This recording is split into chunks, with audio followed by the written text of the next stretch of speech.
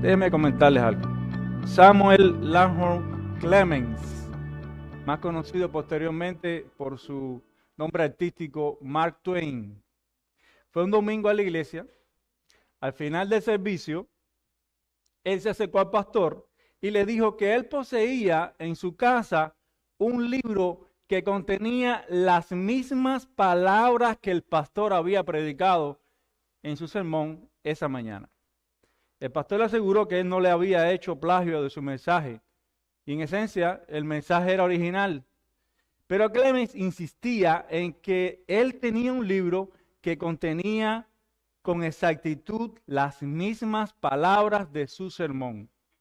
Y como él insistía, el pastor le pidió ver el libro. Al siguiente día, Clemens envió al pastor un libro. Cuando el pastor abrió la caja, era un diccionario que contenía una dedicatoria. Palabras, solo palabras. El ejemplo de Mark Twain es la medida de la mayoría de la gente de su tiempo y de nuestro tiempo. Ellos creen que lo que vamos a hablar hoy es palabras, solo palabras. La mente del hombre moderno ha mejorado esto, más bien su estado espiritual y moral es aún peor que aquellos tiempos en su rechazo a Cristo y su rechazo a la palabra de Dios. Hermanos, el capítulo 20 que vamos a estudiar hoy es un capítulo que no está en la confesión de fe de Westminster, de donde sabemos que se alimentaron los teólogos que hicieron la confesión de fe de Londres. Se alimentaron de dos fuentes, la confesión de fe de Westminster y la confesión de Saboya, y mejoraron así la primera confesión de fe bautista. Los puritanos congregacionalistas que hicieron la confesión de Saboya, sobre todo John Owen, ellos vieron ciertas cosas acerca del Evangelio dispersadas en la confesión de fe de Westminster y las unieron en este capítulo acerca del Evangelio y el alcance de su gracia. Y eso es un poco mejorado lo que vamos a estar viendo hoy, acerca de la importancia de delimitar cosas acerca del Evangelio. El contenido de este capítulo indica que estos autores, estos teólogos, se dedicaron a agrupar estas doctrinas en este capítulo por una necesidad básica, y era el incipiente deísmo que estaba surgiendo en aquellos tiempos y que posteriormente fue ya desarrollado en el siglo XVII por varios escritores, entre ellos escritores ingleses y franceses, como Thomas Hobbes, Jean-Jacques Rousseau, Voltaire, y que heredaron los padres de esta nación, como Thomas Jefferson, George Washington, Thomas Paine, Benjamin Franklin, John Adams. El teísmo dio lugar al universalismo y este dio lugar a la iglesia lo que se conoce como el unitarismo universalista. ¿Qué cosa es el deísmo? El deísmo, hermanos, es una postura filosófica y racionalista que por lo general rechaza la revelación como fuente de conocimiento divino y sostiene que la razón empírica y la observación del mundo natural es exclusivamente suficiente por la lógica y por la razón confiables para alcanzar el conocimiento de Dios y la salvación.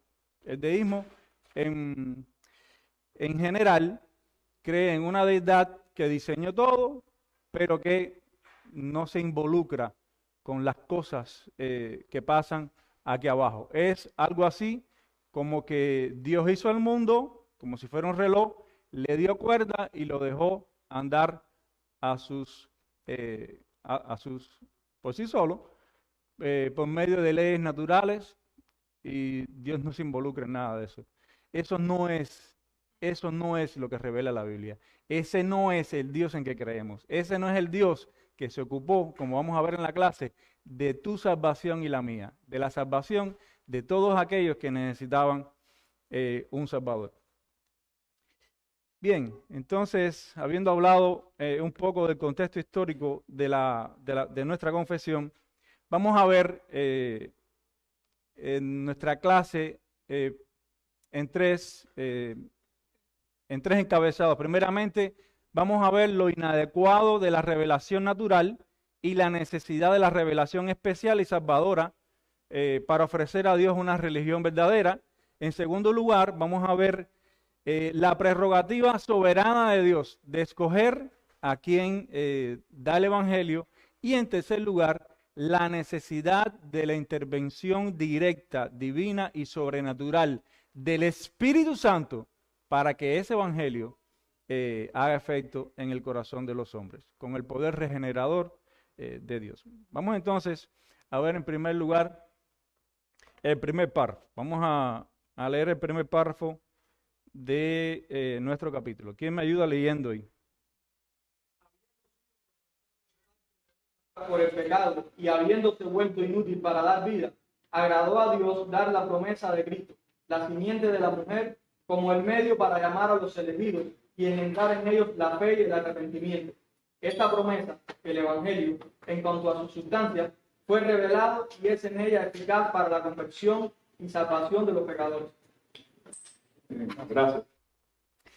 Bien, hermano, noten la primera frase que viene en nuestro párrafo. Dice, habiendo sido quebrantado el pacto de obras por el pecado y habiéndose vuelto inútil para dar vida. Vamos a explicar un poco esa frase, porque puede ser que esto del pacto de obras sea nuevo para algunos. El pacto de obras se refiere al pacto de Dios con Adán al ponerlo como administrador de todo lo creado en la tierra y darle un mandamiento que vamos a verlo más desarrollado. Es importante señalar que Dios siempre trata con el hombre por medio de pactos. Nosotros no somos iguales a Dios. Dios no nos trata como coiguales. Dios trata a todas sus criaturas por medio de pactos. Y siempre ha tratado con el hombre por medio de pactos. Sin pacto, Dios no trata, no tiene comunión con el hombre. Eso lo podemos ver en la Biblia claramente. Y estos pactos siempre dependen, esta relación dependen de una condescendencia divina, de entrar en un acuerdo con sus criaturas. Cuando Dios creó a Adán en el jardín del Edén y puso ahí al hombre, lo puso para que lo cuidara y para que lo protegiera. Y eso en Génesis 2:7 nosotros podemos ver cómo la Escritura revela,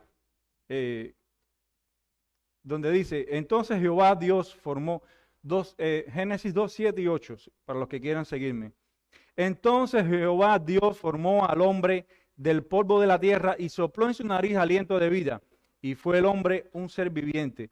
Y Jehová Dios plantó un huerto en Edén, al oriente, y puso allí al hombre que había formado. Dios hizo un huerto aparte, un jardín aparte. El hombre estaba en otro lugar y puso allí al hombre en ese lugar. Tomó pues al hombre, dice el 15, tomó pues Jehová Dios al hombre y lo puso en el huerto de Edén. ¿Para qué? Para que lo labrara y lo guardase. O sea, había una relación entre Dios y Adán, en la cual Adán tenía que hacer algunas cosas por medio del pacto que Dios había hecho con él.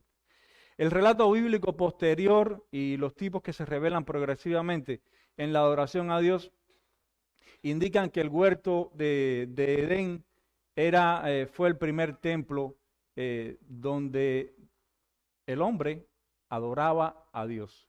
Y este concepto de huerto-templo, jardín-templo, nosotros lo vemos a través de toda la palabra. Nosotros podemos ver destellos del origen de Dios en el huerto del Edén, con la creación en los templos de Salomón, en el tabernáculo, en el templo de Ezequiel, donde los querubines, la creación, las palmeras, las manzanas, las flores de lili, Todas esas cosas están reflejadas en el alrededor del centro de la oración en el templo. Todo eso indica el origen de todas las cosas. Génesis, como el pacto de obras que había hecho Dios con Abraham y que fue roto. Ahora, para algunos teólogos, este templo, el pacto que Dios había hecho con Abraham de guardar este huerto y no comer del árbol de la ciencia del bien y del mal, y proteger este huerto, algunos teólogos también dicen que ven en la palabra que en el mandamiento que Dios le dio en Génesis 1, 27 y 28, fructificad y multiplicaos, llenad la tierra y sojuzgarla, ahí hay un elemento de progresión, de mandato de Dios a Adán, que progresara ese huerto templo a toda la tierra. Y sabemos que Adán falló. ¿Por qué? Porque el pecado impidió que Adán cumpliera ese pacto. Y eso es lo que nosotros vemos en textos como este. ¿Quién lee el texto de Oseas 6, 7? Pasaron el pacto, allí prevaricaron contra mí. Esa es la primera indicación en el Antiguo Testamento donde se menciona que lo que tenía Dios con Adán no era simplemente una relación, era un pacto. Y ese pacto fue quebrantado. ¿Por qué? Por el pecado. Y eso es lo mismo que nosotros vemos en un pasaje tan central como Romanos 5:12. Por tanto, como el pecado entró en el mundo por un hombre y por el pecado La la muerte, muerte, así la muerte pasó a todos los hombres, por cuanto todos pecaron. Y el resultado de romper este pacto con Dios es lo que nosotros vemos en el siguiente pasaje, donde dice, y lo sacó Jehová del huerto de Edén a Adán, para que labrase la tierra de que fue tomado. Echó pues fuera al hombre y puso al oriente del huerto de Edén 2 querubines, al este o al oriente, en el mismo lugar, en el templo, en el tabernáculo y en el templo de Salomón y en el templo de Ezequiel, por donde entraba y salía todos los sacerdotes, en la puerta del oriente. En esa puerta del oriente, del huerto de Edén, había 2 querubines que impedían que el hombre y la mujer tuvieran acceso al árbol de la vida. Y este es el estado espiritual en manos del hombre actual. Es un estado de muerte espiritual ocasionada por un pecado al violar el primer hombre, Adán, el pacto de obras y haciéndose inútil para dar vida. Esa es la primera afirmación que da el párrafo. Adán y Eva, como representantes de toda la raza humana, dieron origen a una generación que desde entonces nace en pecado y muere. O sea, si hay algo seguro en esta vida es que nacemos y vamos a morir. Y eso es por el pecado de Adán. Ese es el triste legado de Adán y eso nos debe despertar a la realidad de lo inútil que es tratar de salvarse por las buenas obras y mucho menos por las obras de la ley, que son más difíciles todavía. Y esta es la revelación redentora progresiva, como Dios revela a Moisés, a David, a Salomón, a Ezequiel en correspondencia con este templo, donde nosotros podemos ver todas las señales de la intención original de Dios y de lo que pasó en el Edén. Tiene impacto en toda la historia. Impecable. Dios hombre sí fue capaz de hacer el pacto de obras y regalarnos el pacto de la fe. Esa es la grandeza de la vida y la obra de Cristo, de su obediencia activa a la ley y su obediencia pasiva hasta la muerte de la cruz. Pero siempre los creyentes han esperado la salvación por fe. Están locos los que piensan que alguien en el Antiguo Testamento se salvó por sus obras. De hecho, eso es lo que revela la Escritura, que no puede ser por obras. Dice Romanos 4:13, porque no por la ley fue dada a Abraham o a su descendencia la promesa de que sería heredero del mundo, sino por la justicia de la fe. Por tanto, es por fe para que sea por gracia, a fin de que la promesa de Cristo, la promesa de salvación por la fe, sea firme para toda su descendencia, no solamente para la que es de la ley, o sea, los judíos se salvaban por la fe, por la promesa de Abraham, sino también para la que es de la fe de Abraham, o sea, los gentiles, el cual es padre de todos nosotros. O sea, en cierto sentido, en este sentido que dice la Escritura, Abraham es padre de todos nosotros por la fe. La mordida en el calcañar de Cristo fue su cruz, pero la virtud de su obediencia activa a la ley de Dios y su obediencia pasiva a la voluntad de Dios en la cruz, asestó el golpe mortal en la cabeza de Satanás, del pecado y de la muerte. Y eso es lo que nosotros vemos en el cumplimiento del rasgado de ese velo. Ese velo en el templo tenía querubines recordando, bordados en plata, pero recordando que la entrada al lugar santísimo, el acceso al árbol de la vida había sido prohibido. Bueno, dice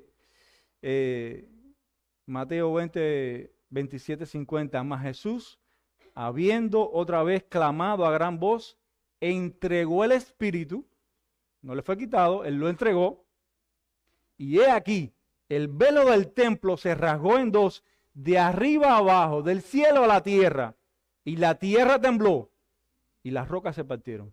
¿Cuál es el efecto? ¿Cuál es la importancia explicada por la misma palabra, escritura, explicando la escritura? De esto dice en Hebreos 10:19, así que hermanos, teniendo libertad para entrar en el lugar santísimo por la sangre de Jesucristo, por el camino nuevo y vivo que Él nos abrió a través del velo, esto es su carne.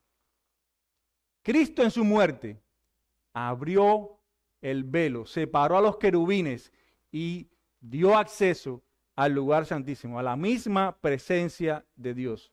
El velo que separaba y que recordaba a los querubines guardando la entrada de Edén y el acceso al árbol de la vida, ahora no está, gracias a la obra de Cristo en la cruz. Y eso es lo que nosotros vemos al final del libro de la Biblia, en Revelación, cómo Dios puede tener comunión con su pueblo, cómo al final, en el capítulo 22, todas las naciones pueden tener acceso al árbol de la vida y esa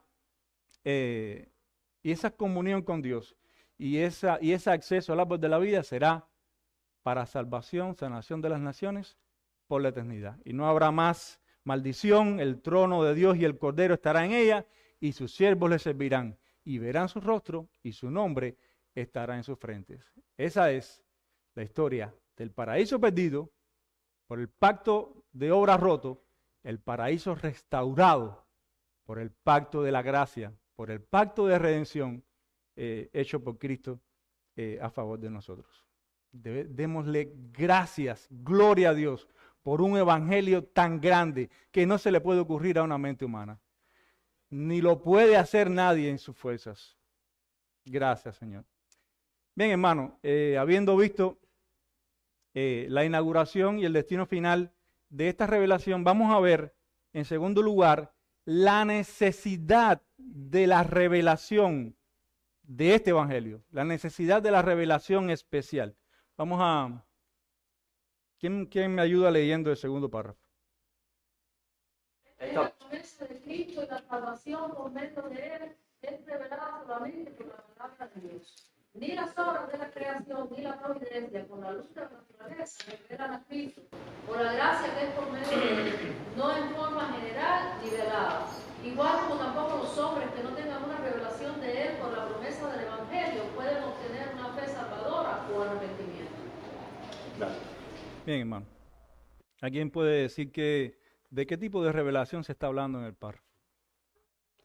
¿Qué tipo de revelación se está hablando en el párrafo? ¿De la revelación especial? ¿De qué otra revelación también se habla? Y de la revelación general. En el párrafo se entrelazan las dos, claro, se favorece a la revelación especial, pero se habla de las dos revelaciones, la general y la especial. ¿De qué estamos hablando? La revelación general es la revelación que Dios da de sí mismo a través de todo lo creado, de la providencia, de la historia, de la creación, de la conciencia del hombre. Y esa nos habla acerca del poder, de la deidad, de la existencia de Dios, de la eternidad de Dios, pero se necesita una revelación especial para conocer a Dios más íntimamente, pero sobre todo la revelación acerca de la salvación. Esa es la revelación especial. Bien, Dios nunca ha dejado al hombre sin revelación. Dios tuvo la intención, cuando creó todas las cosas, de revelarse, de dar un escándalo alrededor del universo y que todo el mundo diga, Dios tiene que existir, porque estas cosas no se hicieron solos. Nadie ve un reloj suizo o un carro de esos que tienen todas las cosas modernas o un avión y piensa que se formó solo. Mucho menos el universo. O sea, por todas partes, Dios ha dejado su impronta. Mira, aquí estoy yo. Yo soy el que está detrás de estas cosas.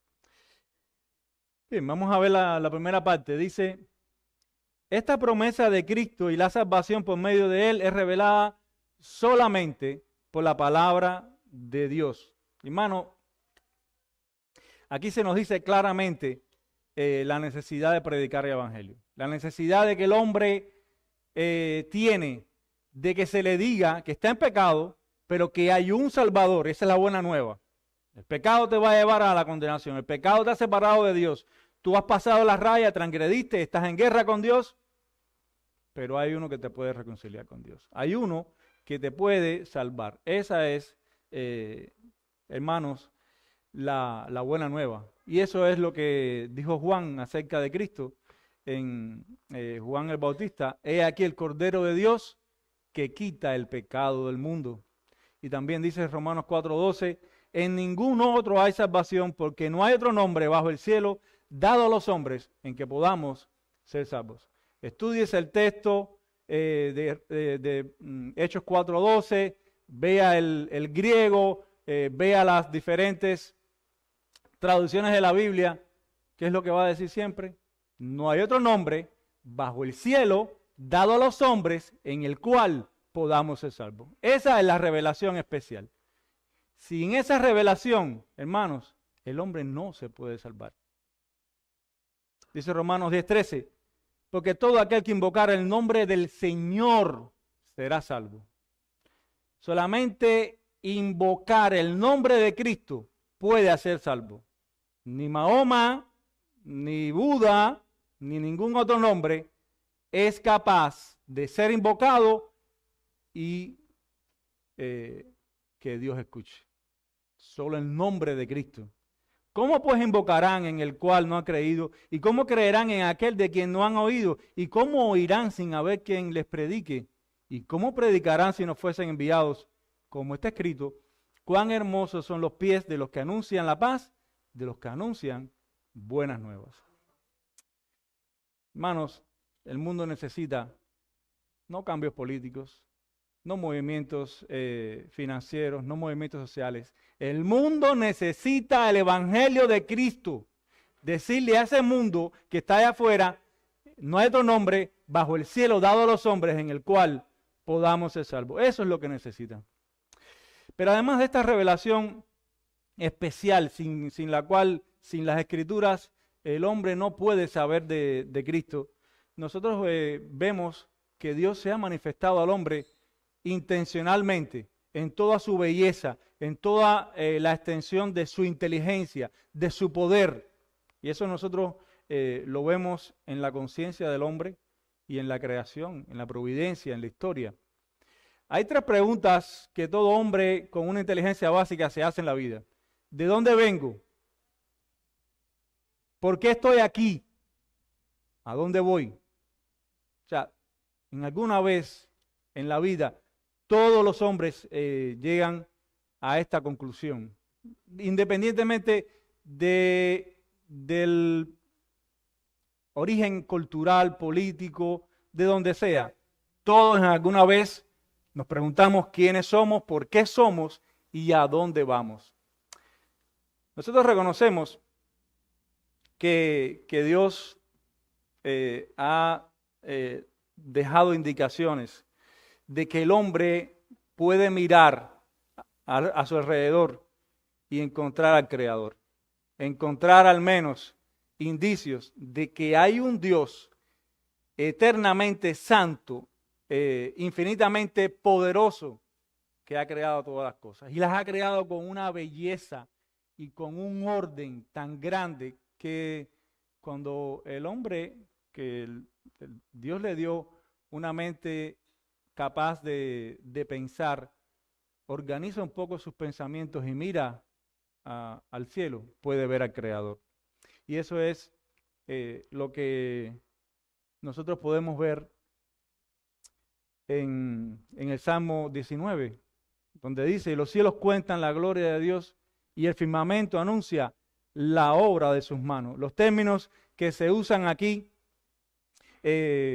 inspirados por el Espíritu Santo, son grandiosos y cuentan y declaran y enseñan la gloria de Dios.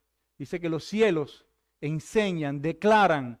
Dice que el firmamento anuncia, predica y proclama el diseño inteligente y armonioso y bello de las manos de Dios. Dice también, miren qué belleza, un día emite palabra a otro día y una noche a otra noche declara sabiduría. No hay lenguaje ni palabras, ni es oída su voz. Simplemente mira al cielo y deleítese en todo lo que Dios ha hecho.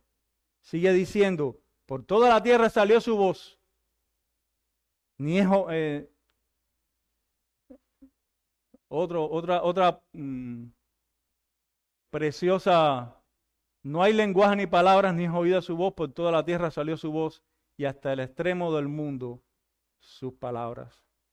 Dios no tiene que hablar verbalmente.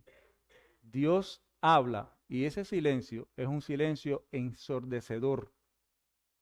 Sin palabras, Dios te está gritando: mírame, mírame a través de la creación. Descúbreme, investiga quién es ese que creó todas las cosas.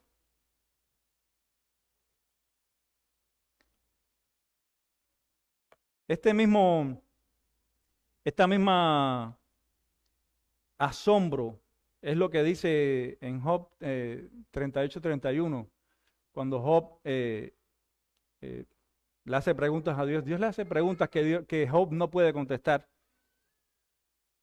Dice, Dios le pregunta: ¿podrás tú atar los lazos de las Pléyades o desatarás las ligaduras de Orión?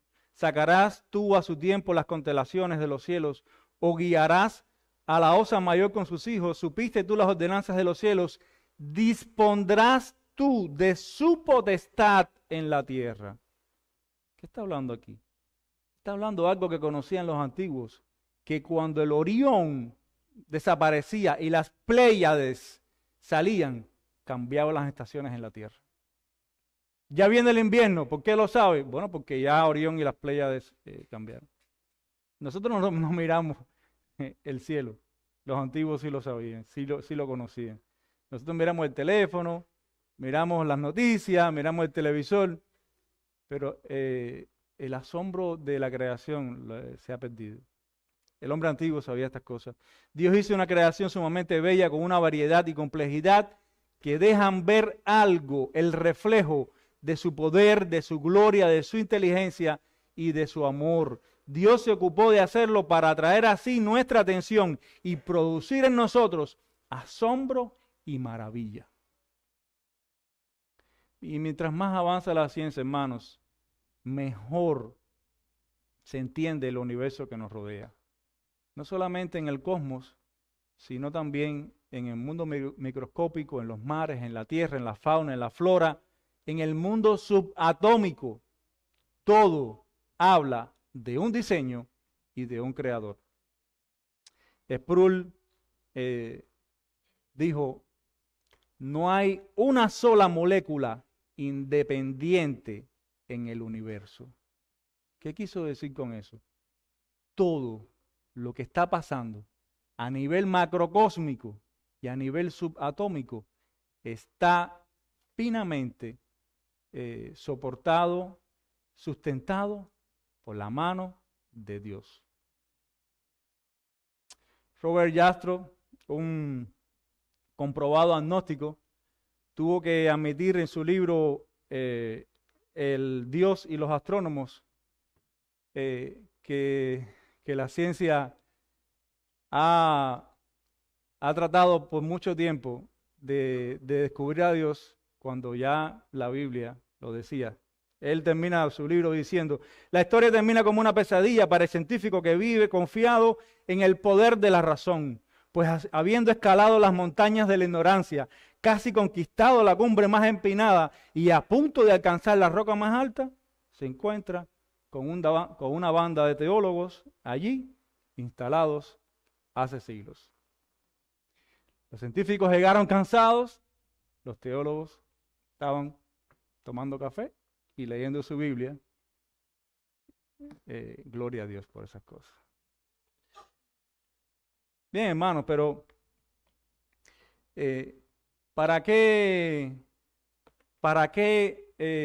Dios hizo todo esto? Bueno, Amós 5:8 dice, buscad al que hace las Pléyades y el Orión y vuelve las tinieblas en mañana y hace oscurecer el día como noche, al que llama las aguas del mar y las derrama sobre la faz de la tierra, Jehová es su nombre. Buscad.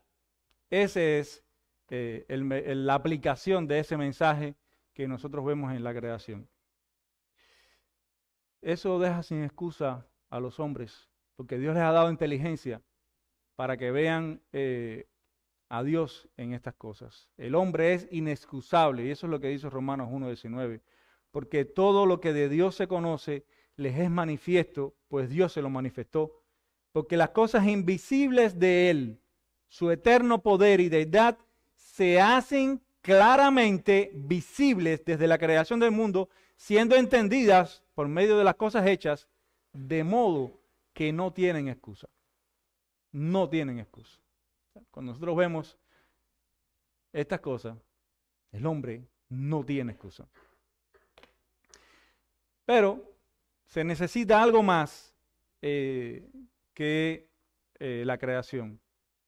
Se necesita también, mis hermanos, que la Biblia revele a Cristo. Y eso es lo que continúa el párrafo. ¿Quién lee? ¿Quién me ayuda leyendo? Con la luz de la naturaleza se revela Cristo, por la gracia que es por medio de Él, no en forma general ni velada. Ok, ¿qué están hablando aquí? Nosotros podemos ver en la creación el mensaje general acerca de la deidad de Dios, pero la revelación especial acerca de Cristo y cómo salva solamente se encuentra en las Escrituras. Dice el Salmo 19:7, a partir del 7, la ley de Jehová es perfecta que convierte el alma. La creación no puede, la providencia no puede, la historia no puede, la conciencia no puede convertir. La ley de Jehová convierte el alma. La ley de Jehová, escrita por el Espíritu Santo en los corazones, convierte el alma. Los mandamientos de Jehová son rectos, que alegran el corazón. El precepto de Jehová es puro, que alumbra los ojos. El temor de Jehová es limpio, que permanece para siempre. Los juicios de Jehová son verdad, todos justos. Deseables son más que el oro, más que mucho oro afinados, y dulces más que la miel, que la que destila del panal. O sea, que se necesita más que la revelación general. Ahora, también, sigue diciendo el párrafo, igual como tampoco los hombres que no tengan una revelación de Él, o sea, de Cristo, por la promesa del Evangelio, pueden obtener una fe salvadora o arrepentimiento. O sea, ni la revelación general puede salvar o puede revelar a Cristo, ni los hombres que no tengan esta revelación pueden salvarse. Dice Romanos 2:12, porque todos los que sin ley han pecado, sin ley también perecerán, y todos los que bajo la ley han pecado, por la ley serán juzgados.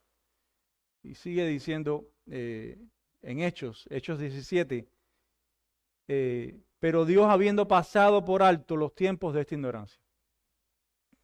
O sea, y esto se refiere a que los hombres no se pueden salvar a no ser por la revelación de Cristo. Los tiempos de esta ignorancia es toda la gente que murieron sin la revelación del Evangelio. Ahora manda a todos los hombres en todo lugar que se arrepientan, por cuanto ha establecido un día en el cual juzgará al mundo con justicia por aquel varón a quien designó, dando fe a todos con haberle levantado de los muertos. Bien, hermanos, creo que queda claro que es necesaria la revelación especial. ¿Alguna duda con esto? Bien.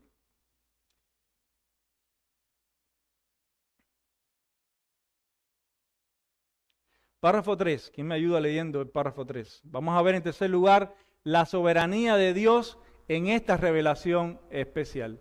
O sea, es necesaria la revelación especial, pero Dios es soberano en dar esta revelación especial. ¿Quién me ayuda leyendo esto? La revelación del Evangelio a los pecadores, hecha en diversos tiempos y distintos lugares, con el agregado de promesas y preceptos para la obediencia que éste requiere de las naciones y personas a quienes es concedida, es solo por la voluntad soberana y el beneplácito de Dios, no apropiándosela en virtud de promesa alguna, no obteniéndose por un buen uso de las capacidades naturales de los hombres, ni en virtud de la luz común recibida aparte de él, lo cual nadie hizo jamás ni puede hacer.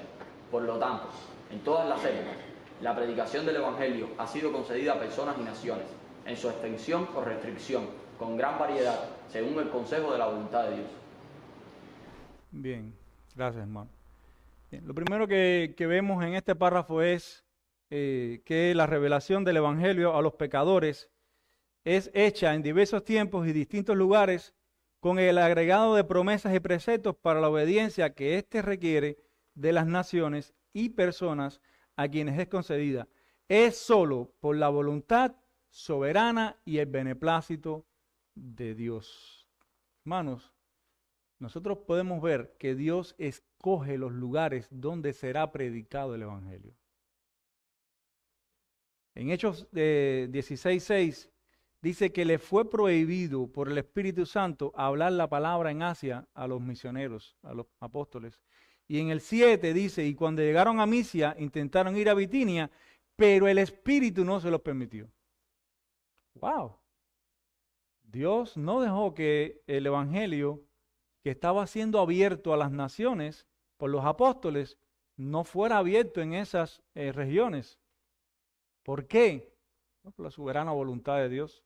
Porque Dios escoge a quien quiere, cuando Él quiere y como quiere. Dice que además Dios escoge particularmente a las personas para la salvación. Y eso lo vemos, por ejemplo, en Hechos 13:48, donde dice, los gentiles oyendo esto se regocijaban y glorificaban la palabra del Señor y creyeron todos los que estaban ordenados para vida eterna.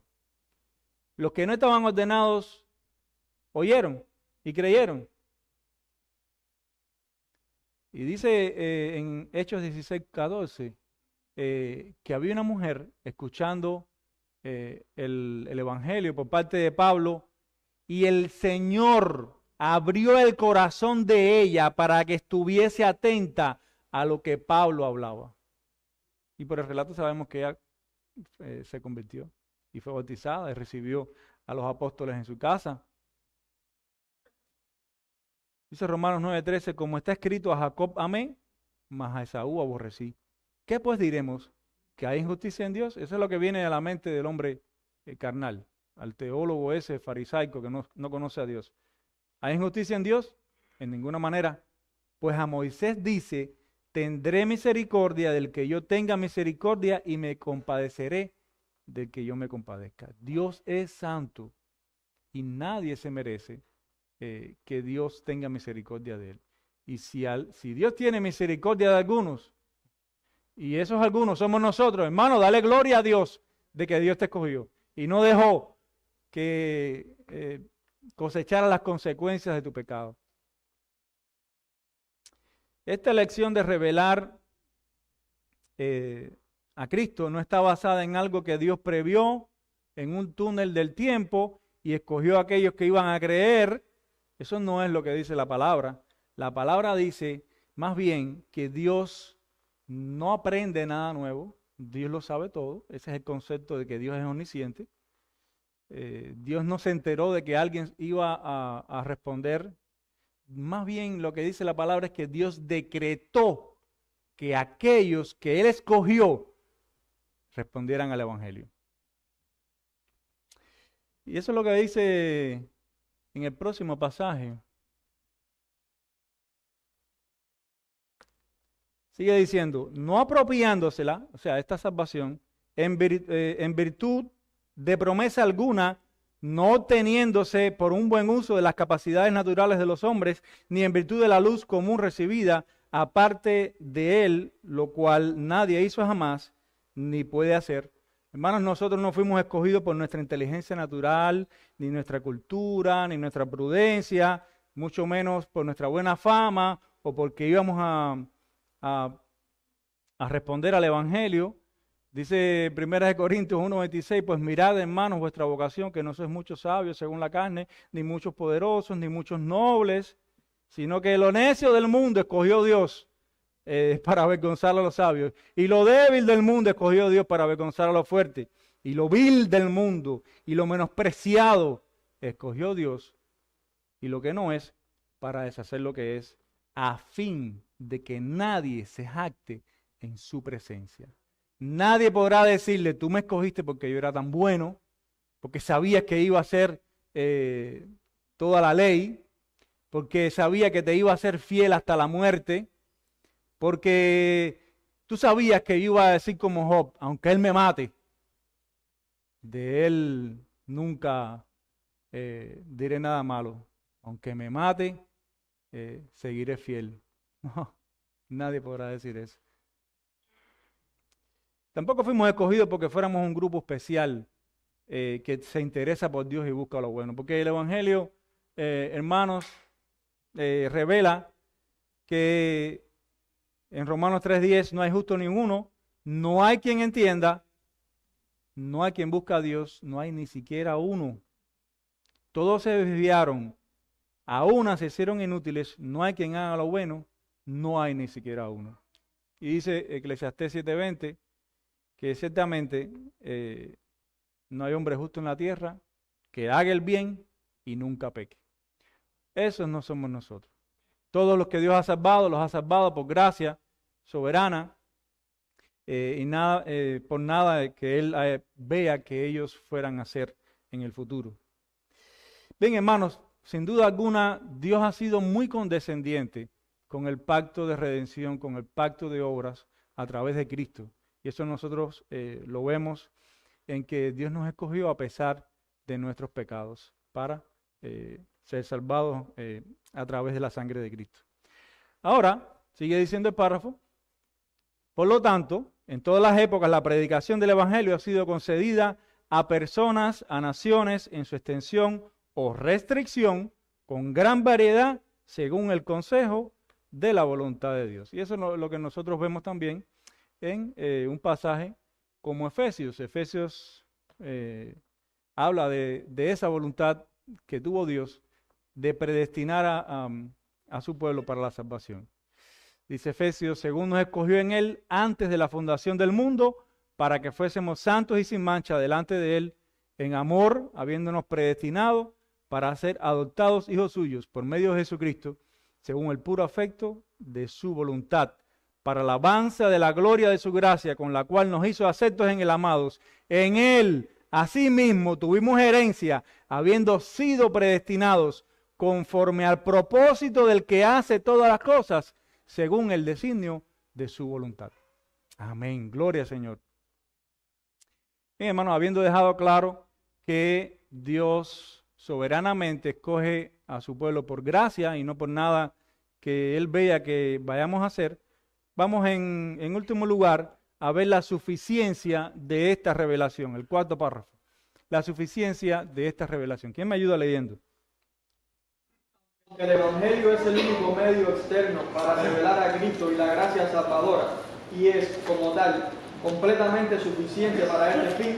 Sin embargo, para que los hombres que están muertos en sus delitos puedan nacer de nuevo, ser vivificados o regenerados, es además necesaria una obra eficaz e invencible del Espíritu Santo en toda el alma, con el fin de producir en ellos una nueva vida espiritual. Sin esta, ningún otro medio puede efectuar su conversión a Dios. Bien. La primera afirmación del párrafo dice: aunque el Evangelio es el único medio externo para revelar a Cristo y la gracia salvadora, y es como tal completamente suficiente para este fin. ¿De qué habla aquí? Bueno, de la suficiencia del Evangelio de Cristo para la salvación. El Evangelio no tiene que ser mejorado, no hay que añadirle nada, no hay que añadirle obras de la ley, ni circuncisión, no hay que mejorarlo. El Evangelio está perfecto como fue revelado. Es suficiente para la salvación. Y eso es lo que decía Pablo a un contexto judío gentil en la carta de Romanos. No me avergüenzo del Evangelio porque es el poder de Dios para salvación a todo aquel que cree. Al judío primeramente y también al griego. O sea, para todos los hombres, para todo tipo, a los que tienen ley y a los que no conocen la ley. Porque en el Evangelio la justicia de Dios se revela por fe y para fe, como está escrito, más es justo por la fe vivirá. Y eso también es lo que habla Pedro cuando dice que fuimos nacidos de una simiente incorruptible, que es la palabra de Dios. George Whitefield fue un predicador, un evangelista que predicó con todo el corazón en los dos continentes. Predicó más de 15.000 o 17.000 mensajes, cruzó 13 veces el Atlántico, fue enterrado con su Biblia, él pidió ser enterrado con su Biblia. Él siempre predicó acerca de la necesidad de que naciera de nuevo, el nuevo nacimiento. Es necesario nacer de nuevo. En cierta ocasión una mujer se acercó a él y le preguntó: ¿por qué repite constantemente, te es necesario nacer de nuevo? A lo que Whitefield respondió: porque mi estimada señora, te es necesario nacer de nuevo. Te es necesario nacer de nuevo. Si no conoces a Cristo, te es necesario nacer de nuevo. No te quedes como estás. Te es necesario nacer de nuevo. Dice el párrafo, sigue diciendo el párrafo: para que los hombres que están muertos en sus delitos puedan nacer de nuevo, ser vivificados o regenerados, es además necesaria en toda alma una obra eficaz e insuperable del Espíritu Santo, con el fin de producir en ellos una nueva vida espiritual. Sin esta, ningún otro medio puede efectuar su conversión a Dios. El único que puede cambiar el corazón es Cristo.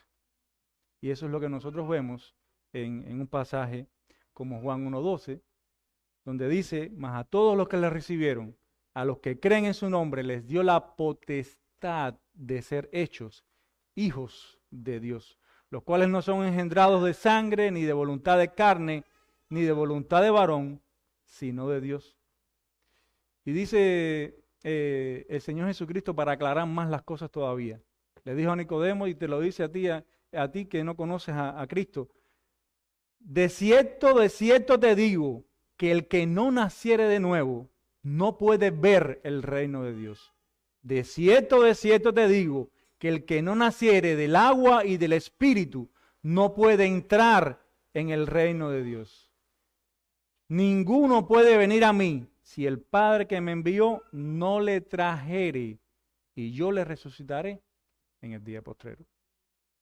Te es necesario nacer de nuevo para ver el reino de Dios, para tener comunión con Dios, para poder entrar en el reino de Dios. Te es necesario nacer de nuevo.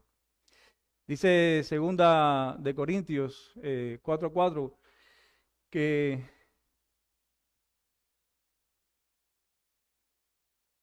sigue diciendo el párrafo.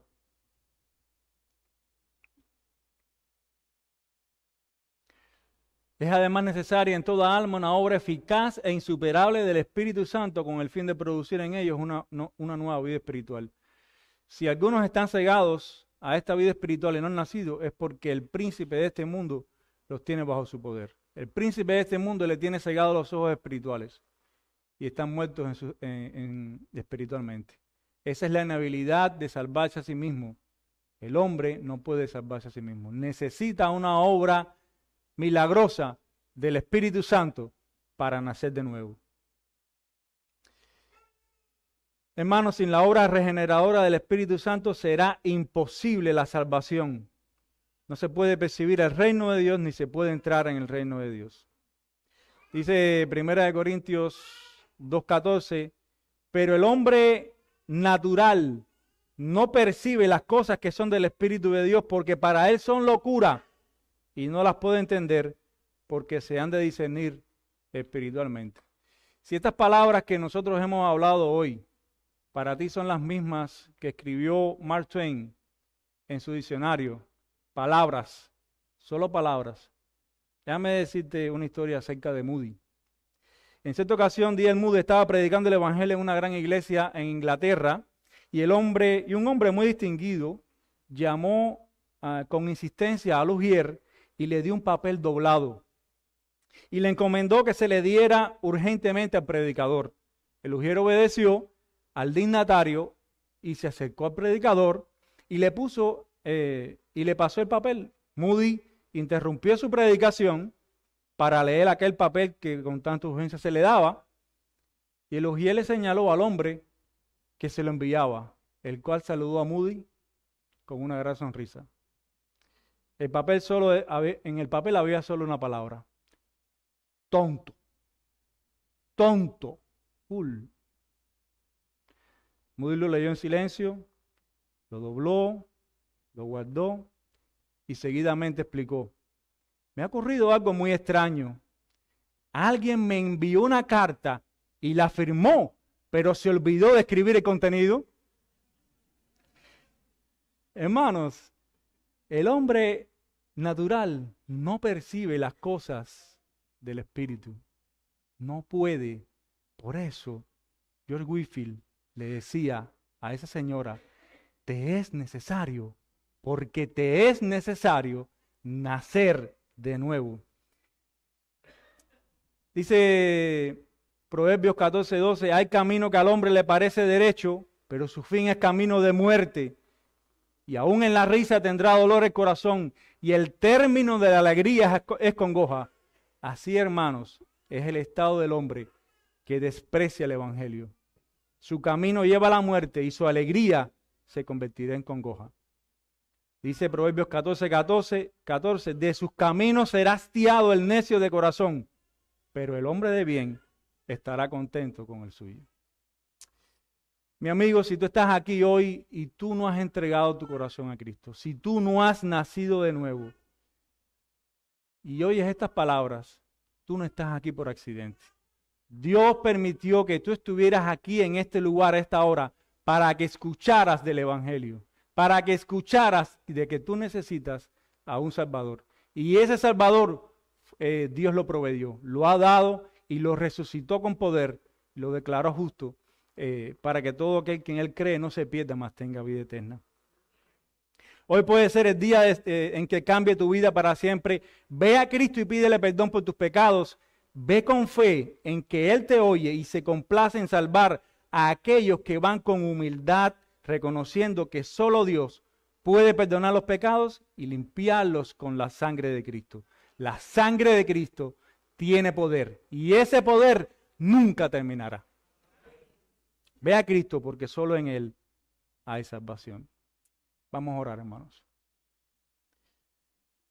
Bendito Dios, nosotros estamos ante tu presencia, Señor, con el libro abierto, sabiendo, Señor, que tú has inspirado estas palabras por tu Espíritu Santo para que nosotros las creamos y vivamos por ellas. Te pedimos que aquellos que no te han conocido todavía salvíficamente lo puedan hacer, Señor, pronto. Te ruego, Señor, por aquellos que todavía están indecisos para que tú los ayudes a entrar por la puerta, Señor. Y Padre, te suplicamos que tú bendigas el resto de las actividades de esta mañana. Acepta nuestra adoración. Te rogamos que estas cosas queden en nuestro corazón y no solo en nuestra mente para vivirlas. Te damos gloria, alabanza y honor por todas las cosas y te pedimos que perdones nuestros pecados y faltas. Amén.